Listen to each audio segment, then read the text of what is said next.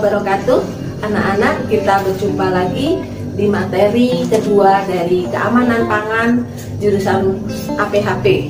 Nah, untuk materi yang kedua ini, Ibu akan menjelaskan tentang bahan tambahan pangan. Kalian sudah tahu belum bahan tambahan pangan? Ya, biasanya bahan tambahan pangan itu tertera di bagian komposisi di dalam kemasan makanan. Ya. Nah, bahan tambahan pangan itu ya, adalah bahan atau campuran yang secara alami bukan merupakan bagian dari bahan baku pangan tersebut, tetapi bahan yang sengaja ditambahkan ke dalam pangan yang diolah. Nah, kalian tahu nggak tujuannya? Tujuan dari penambahan BTP atau bahan tambahan pangan yang pertama adalah meningkatkan kualitas pangan. Yang kedua adalah untuk meningkatkan cita rasa. Selain itu, kita juga bisa menambahkan bahan tambahan pangan itu agar bahan tambahan pangan tersebut mempunyai nilai jual yang lebih tinggi. Nah, masih ada lagi nggak ya?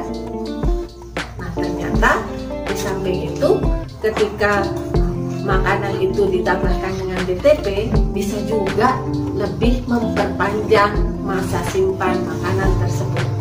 Oke, penggolongan bahan tambahan pangan berdasarkan sumber atau asalnya itu ada dua.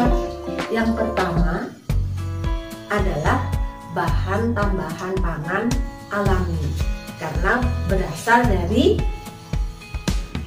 bahan-bahan alami. Kalau kita lihat kunyit, ya, nah itu bisa menghasilkan pewarna berwarna kuning, pewarna makanan yang berwarna kuning. Selanjutnya kita mau buat mie yang warnanya hijau, kita bisa mengekstrak atau membuat jus, ya, pewarna dari bayam.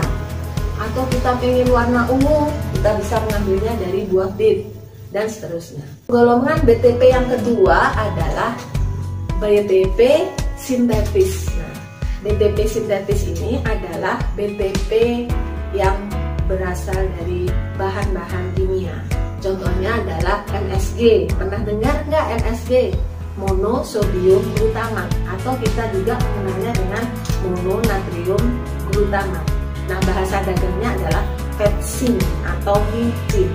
Nah, triumsiklamat yang biasanya dipakai untuk pemanis buatan, ada juga asam benzoat yang biasanya dipakai sebagai pengawet.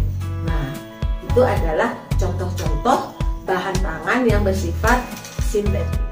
Jenis-jenis bahan tambahan pangan yang pertama adalah pemanis, baik yang alami ataupun yang buatan. Yang kedua ada juga pewarna, ya. Kemudian ada juga yang ketiga adalah pengawet bahan makanan.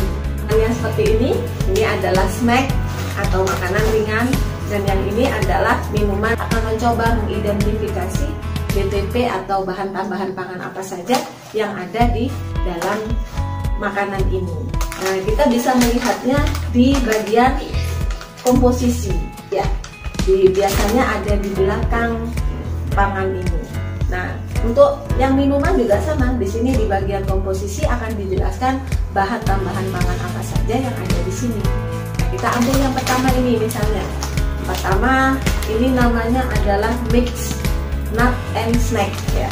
Nah, ternyata komposisi bahan utamanya adalah kacang polong, kacang tanah, ya. Namanya saja mix, ya, campuran. Ada juga makaroni. Nah, ternyata di sini dituliskan bahan tambahan pangan yang tertera di sini adalah MNG atau mononatrium glutamat. Nah, ini sebenarnya sama dengan MSG, fungsinya adalah sebagai penguat atau penyedap rasa. Itu ada kodenya E621. Nah, kemudian ada lagi gula, nah, sebagai pemanisnya. Selain itu ada garam dan paprika.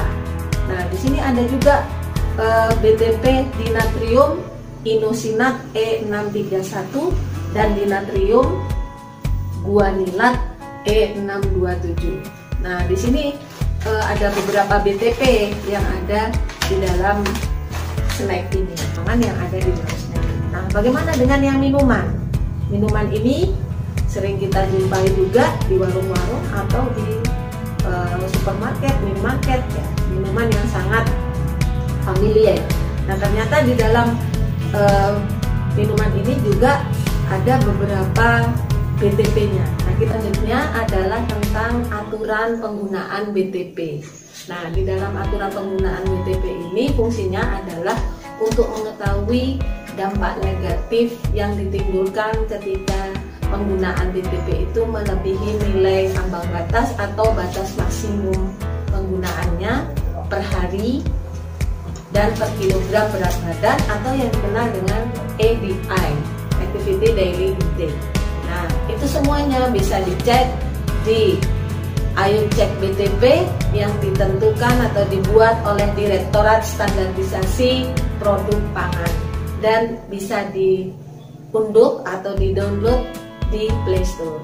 Nah, fungsinya untuk apa? Untuk mengetahui seberapa batas maksimum BTP yang boleh digunakan oleh manusia.